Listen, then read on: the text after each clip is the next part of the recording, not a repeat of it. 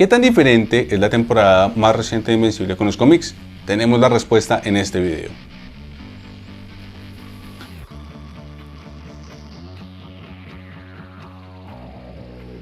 La temporada 3 de Invencible terminó y una de las cosas que ha caracterizado al show desde que salió es que no ha temido hacer ciertos cambios para modificar su historia o hacerla un poco más divertida para los fans e incluso aquellos que ya leyeron los cómics. Y en el caso de la temporada 3 hay varias modificaciones importantes que nos parece importante que se hayan hecho y que quizás ustedes no notaron. Y la idea de este video es hablar de ellas, qué tan diferentes son y qué tanto básicamente cambiaron el curso de la historia. Comencemos por una de las más obvias y es básicamente todo el cambio a la historia de Amber. Amber es la exnovia de Mark que conocemos y el personaje de Amber fue muy cambiado a lo largo de las dos primeras temporadas, desde la forma en la cual funcionó su relación, el tipo de persona que es Amber e incluso el color de su piel. Pero una de las cosas que los fans se preguntaban era si la temporada 3 iba a continuar esta tendencia, iba a adaptar uno de los momentos polémicos y un poco no tan populares de los cómics. En los cómics, después de que Amber y Mark se separan, ella comienza a salir con otra persona y después de que Mark y Eve ya están saliendo, Mark se entera, después de visitar a Amber, que ella está siendo golpeada y abusada por su novio y se entera porque la encuentra literalmente con un ojo morado.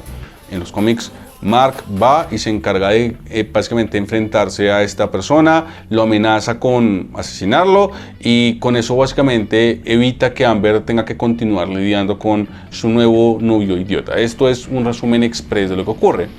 En la serie animada pasa algo completamente diferente porque nos enteramos de que Amber se encuentra en otra relación, pero la persona con la cual se encuentra es una persona que es bastante sana, la trata súper bien y no tenemos en ningún momento este mini arco de Mark rescatando a su exnovia porque la está maltratando. Y si tenemos que ser honestos, honestamente nos parece que es perfecto. La historia y la parte de lo de Amber tenía sentido considerando el personaje que es en los cómics y toda la historia que hay básicamente en la forma en la cual ellos dos terminan su relación. Para hacerles un pequeño resumen, tanto Mark y ella terminan siendo infieles el uno con el otro, pero en esta historia, por la forma en la cual los dos terminaron, no tenía mucho sentido poner a Amber en este punto de enfrentarse a una relación tóxica, sobre todo cuando es ella la que toma la decisión de terminar esta relación con Mark al considerar que lo que está ocurriendo entre ellos no es sano. No tiene sentido para ella involucrarse con una persona que va a terminar siendo todavía más tóxica. Entonces tiene todo el sentido el hecho de que la serie animada haya omitido esta historia y pues la verdad nos gusta la idea de ver a Amber feliz con su nueva pareja, que incluso los vemos como una parte, una muestra de la guerra de Invencibles. Y hablando de la relación entre Mark y Eve, la forma en la cual Eve se confiesa y la forma en la cual ellos dos terminan saliendo es completamente diferente. De nuevo, retomando lo que ocurre en los cómics la relación entre Amber y Mark es muy diferente al punto en el cual Mark eventualmente termina engañando no teniendo relaciones con Eve, sino simplemente dándose un beso. Pero él, pues obviamente le confiesa esto a Amber. Lo que ocurre es que después de que ellos dos tienen ese momento, Eve básicamente queda en pausa. Y en el instante en el cual ella se entera de que Amber y Mark terminaron, por lo menos lo que ocurre en los cómics, es que ella básicamente entra por la puerta de la casa del dormitorio de Mark y es que ella básicamente entra por la puerta y le dice a Mark que ahora que ya terminó con Amber, que si están saliendo o no. Es una de las declaraciones más básicamente extrañas, pero que define mucho el personaje de Eve, por lo menos en los cómics.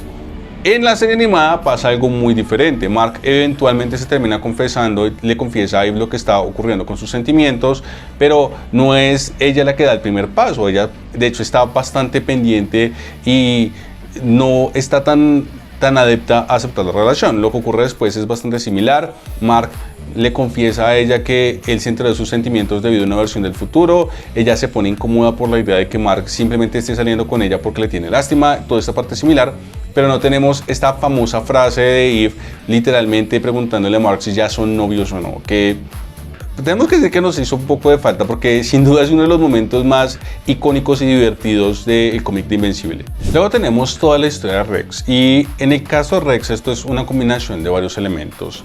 El primero es la decisión que tomó la historia de dejar vivo a Shinkin Ray, que en los cómics primero es un hombre y segundo termina muriendo durante el enfrentamiento con la Lizard League. En la serie animada, primero la dejan viva y segundo, la permanencia de ella en la historia lo que permite es que exploremos un poco más de la evolución de Rex como una buena persona. Rex comienza a tener sentimientos por Rey después de que ellos abandonan los Guardianes del Globo y se mudan de regreso a su base inicial.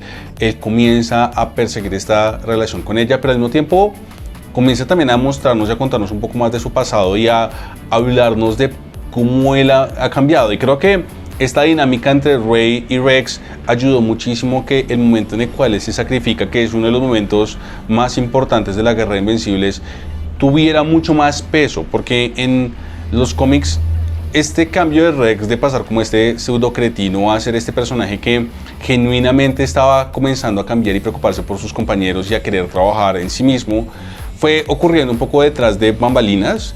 Es muy interesante ver cómo la relación con Rey terminó afectándolo, que me hizo mucha falta. Me hubiera gustado más a Rey tomar un rol importante en la conclusión de la Guerra de Invencibles. Entiendo por qué no, pero en cierta forma la ausencia de ella en esta última parte disminuye un poco todo este peso importante que tenía la pérdida de Rex y el cambio tan importante que hay en el personaje y la forma en la cual la historia lo mostró. Entonces todo este elemento, todo este arco de Rey y Rex saliendo, nada de esto ocurrió en los cómics, lo cual honestamente hubiera ayudado mucho a la historia que este instante en el cual él se sacrifica hubiera tenido muchísimo más peso y mucha más fuerza. Luego tenemos estos cameos que hubo en ciertos personajes durante la Guerra Invencible, y estos cambios tienen que ver más que todo con los derechos de ciertos personajes.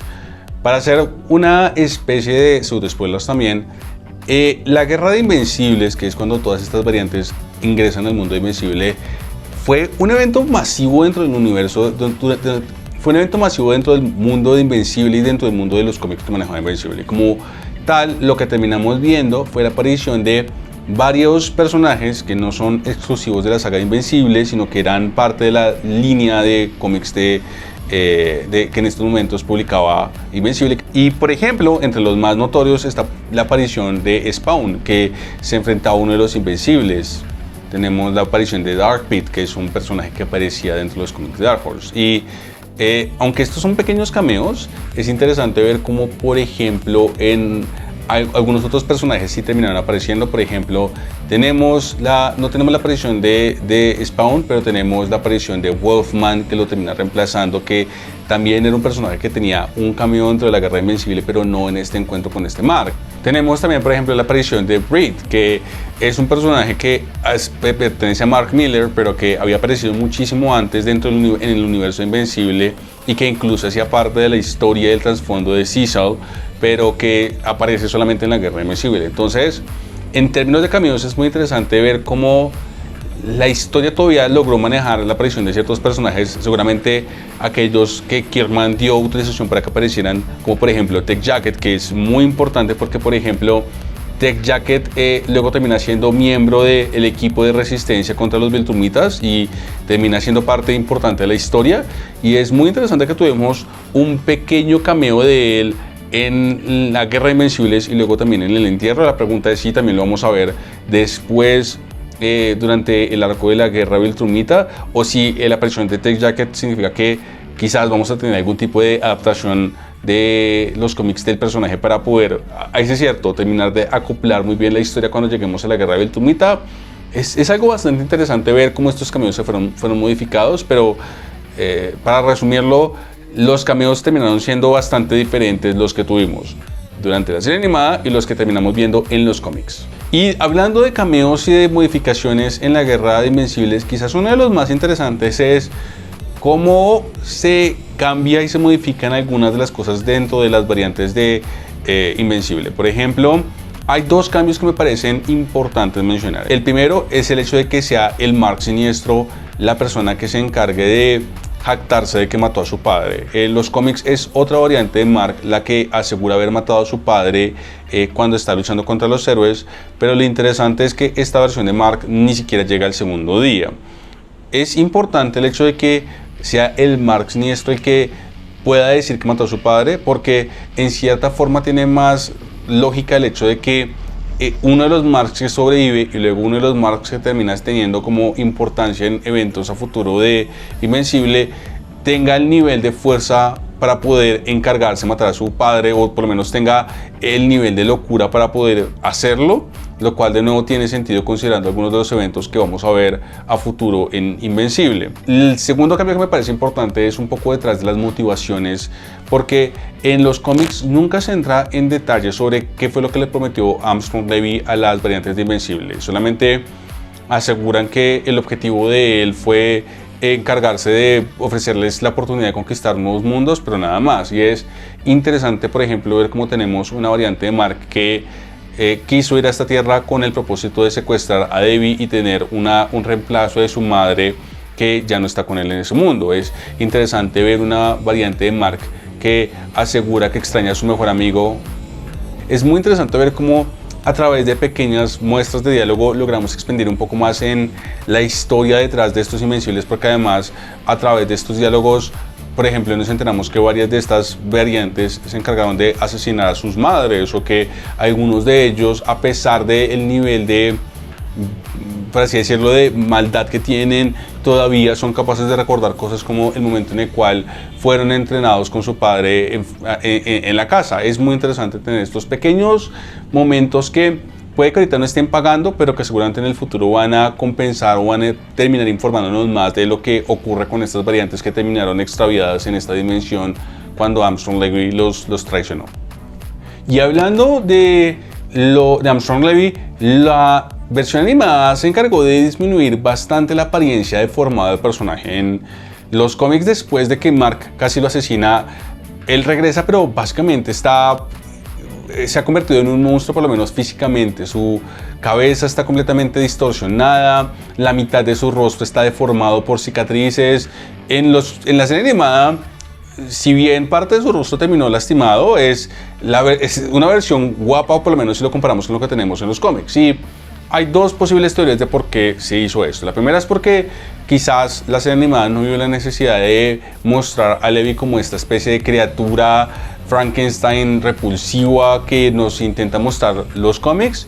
La otra es porque la serie Invencible, por muchas cosas buenas que tenga, por desgracia, no es la mejor al momento de intentar representar estos detalles, y el grado de detalle que podría llegar a necesitar esta versión de Levi, que está completamente desfigurada, no es algo que le interese a la serie animada el manejar, sobre todo cuando el presupuesto para animación se ha visto tan limitado y hemos visto que han hecho recortes bastante importantes a lo largo de las temporadas. Pero es importante mencionar que el Levi que vemos es literalmente la variante guapa, por lo menos del multiverso, si lo comparamos al menos con la versión que terminamos recibiendo en los cómics. Y ahora hablamos del cambio más importante de todos, y es la escena con Damien Darkblood. En la básicamente escena post créditos de la tercera temporada vemos a Damian realizando la invocación de un demonio antiguo que no conocemos, y le promete que en la tierra hay un cuerpo que es capaz de contener todo su poder y que se trata de uno de los seres más poderosos del planeta. Nada de esto ocurre en los cómics, y en este punto no podemos a ustedes decirles qué es lo que se trae en manos la serie animada, porque de nuevo el personaje de Damien Darkblood en los cómics tiene 3 contadas apariciones, y ni siquiera es el mismo que terminamos viendo en la serie animada. No es este detective capaz de descubrir el misterio detrás de la muerte de los guardianes, sino que es casi un personaje de humor, es una especie de parodia hacia John Constantine en el mundo de Invencible. Entonces este cambio va a ser muy importante, porque lo que nos anticipa es quizás el primer arco original de la serie animada de Invencible, que puede que se encargue de cubrir el espacio de otros arcos que la historia se ha encargado de omitir, precisamente porque o no son tan importantes o no son tan necesarios para la historia, o han contado con personajes que son muy poco populares y que no terminan teniendo mucho efecto, por lo menos a largo plazo, en lo que te quiere terminar contando la historia de Invencible. Entonces va a ser muy interesante ver qué es lo que está cocinando Prime Video con esta historia de Invencible y con la reaparición de Damien Darkblood después de que fuera exiliado por Sicily. Bueno, ¿y ustedes qué les pareció esta última temporada de Invencible? Amor, ya. Bueno, ¿y ustedes qué les pareció esta última temporada de Invencible? En caso de que les guste este tipo de contenidos, recuerden que pueden suscribirse, activar la casilla de notificaciones. Amor, ya va. Y bueno, ¿y ustedes qué les pareció esta última temporada de Invencible? Recuerden que en caso de que les guste este tipo de contenidos pueden suscribirse, activar la casilla de notificaciones y nos vemos en la próxima. Hasta luego.